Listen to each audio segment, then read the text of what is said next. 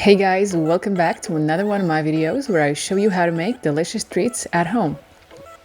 Today I will be sharing my recreation of raspberry cheesecake with you.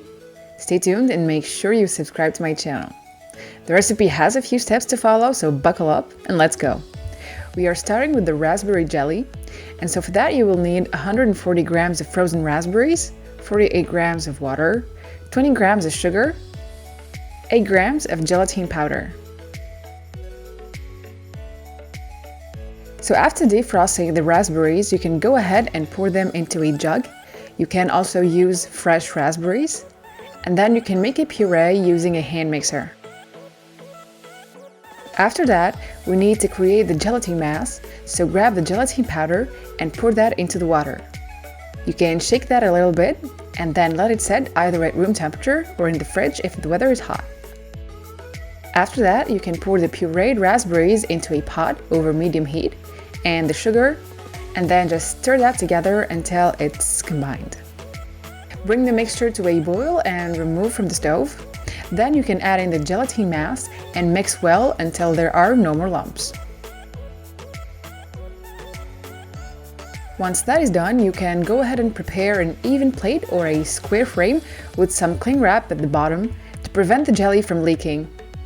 You can pour the raspberry jelly in and make sure you have an even level all over the frame before you put that in the freezer until completely set.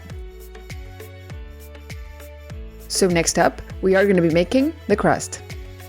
So for that you will need 250 grams of flour, half a teaspoon of cardamom, half a teaspoon of vanilla extract, 2 egg yolks, 150 grams of butter, that can be soft butter, 100 grams of icing sugar, and 50 grams of almond powder. So start by working on the butter, so you can pour that in a bowl, and using a fork you can make that into a cream-like consistency. You can use soft butter here as well, of course. Adding the icing sugar and mix until it's well incorporated with the butter. You can also use a stand mixer for this application if you're not feeling like doing it by hand. When the icing sugar and the butter are combined, you can pour in the egg yolks and keep mixing until the crust becomes homogeneous.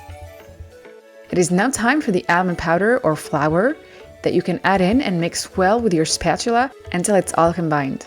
So once that's done, you can add in the flavoring, and that is the cardamom and vanilla extract or vanilla paste. Mix well and then finally pour the flour all at once. You can knead the crust with a dough scraper to begin.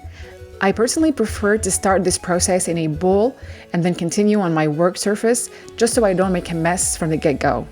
But you can also do this directly on your bench, and you can use your hands a little bit to work the dough, but very lightly. Make sure you avoid over kneading the crust or else it will shrink when baking, and that's not what we want.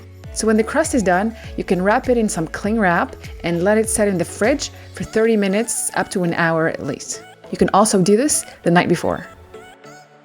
So once the crust has cooled, you can flour your work surface and then place the crust on it.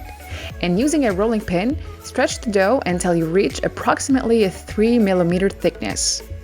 While rolling the crust, you can rotate it every now and then to make sure it doesn't stick to the bench. If it does stick, however, you can add in some more flour underneath it and then keep rolling it. I've chosen a square cookie cutter for this application, but any other shape will do. So cut some square pieces of crust and remove the cookie cutter very gently. Then grab the crust and place it on a baking tray covered with some parchment paper. You need to be very gentle when moving the crust in order not to break it. To make sure the crust doesn't rise, you can place a silicone mat or parchment paper over it, then bake at 170 degrees C or 340 F for 15 minutes or until golden brown. You can let that cool, and let's make the cheesecake filling in the meantime. For that, we will need 300 grams of cream cheese, 50 grams of extra soft butter, half a teaspoon of vanilla extract, 4 grams of gelatin powder, 24 grams of water, and 70 grams of sugar. So pour the cream cheese into a bowl and whisk that thoroughly until smooth. Then add in the soft butter and whisk or mix with a spatula until you have no more lumps. It's extremely important to have a really soft butter here to get a really smooth cream at the end. You can add in the vanilla extract and the sugar and mix that until it's all combined. Again, using a spatula or your whisk. So set that aside and let's make the whipped cream. So for this you will need approximately 150 grams of cold heavy cream straight out of the fridge that you can pour in a stand mixer and whip until it has some body. In the meantime, you can mix the water and gelatin together and let that set. Once the cream is whipped, pour that in 2 or 3 batches over the cheesecake filling and fold it with a spatula. Make sure you fold and not mix to keep the aeration of the cream. Once the gelatine has set, you can melt that in the microwave in a 50-second blast, and then simply pour that into the filling and mix well until the whole thing is combined. Make sure you have no lumps and mix thoroughly. So set that aside while we move to the assembly part. So for this step, we will need a piping bag to pour the filling or simply a spoon, and a mold of your choosing. Place the filling in the piping bag. You can use a jug to help you with this process, and start piping some cheesecake filling in each cavity. Using a small spoon, you can apply some filling to the edges. This will actually avoid trapping any air bubbles on the edges of the cake. And then we need to do the same until all the cavities are filled. After that, you can get the raspberry jelly out of the freezer and remove the cling wrap and frame or plate you've placed it in. Again, using a smaller square cookie cutter or any shape that you've chosen, you can cut small squares of the jelly to place inside the cake. So you repeat this process until you have 8 squares, or as many as needed. Next up, you want to make sure you put the jelly in the center and apply some pressure for an even finish. Once that's done, you can close up the cheesecake with some more filling using a piping bag or a spoon or even a spatula if you have one. You can tap a bit to spread the filling and adjust the top using a spatula for a flat bottom when unmolding. All that's left to do is place the cheesecake in the freezer until completely frozen.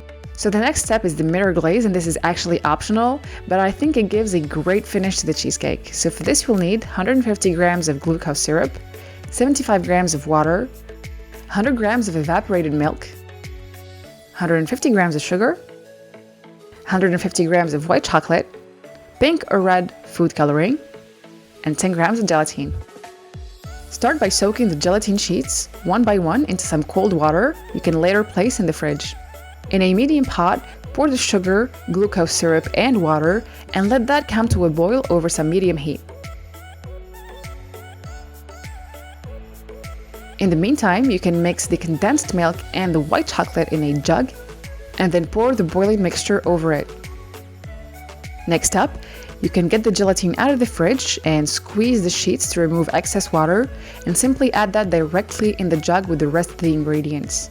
You can add in the food coloring and mix with a hand blender. To avoid trapping any air bubbles, I advise you tilt the jug a little bit to avoid any incorporation there. You also don't want to agitate the blender too much while doing this. So mix for approximately 3 minutes, then pour the glaze in a container and tap a bit to remove any air bubbles. Then cover with cling wrap, touching the surface, and let cool for at least 4 hours. Once the glaze has set, remove the cling wrap and place the glaze in a jug. Then put it in the microwave for 1 or 2 minutes and mix again with a hand blender. At this stage, the glaze needs to be at 28 to 30 degrees C before you can use it on the cake. So you can check that with your thermometer and adjust if needed. So grab the frozen cheesecakes and place them on a wire rack. You can put a layer of cling wrap underneath it in order not to have a mess. You can then glaze immediately with the mirror glaze and make sure you get all the angles. You can then use a toothpick or skewer to remove the excess glaze before placing the cheesecakes on top of the previously prepared crust. The excess glaze can also be removed using a knife. Once you're done, you can remove the skewer very gently from the cake by applying some pressure on it and then removing it. Finally, you can add some final touches to the cake, so either some chocolate decoration or fresh fruit. It's really up to you. If, however, you don't feel like making the glaze, you can simply use some raspberry coulis and pour it over the cheesecake. It is much more easier and it adds a raspberry touch on top. So the cheesecake is now done. You can wait for it to defrost before serving it, but otherwise you're good to go. Hope you guys like this video. Let me know if you have any questions. You can also let me know in the comment section what recipes you'd like to see next. Don't forget to subscribe to my channel to be the first to see my next recipes. Thank you for watching. See you next week, and as always, bon appetit!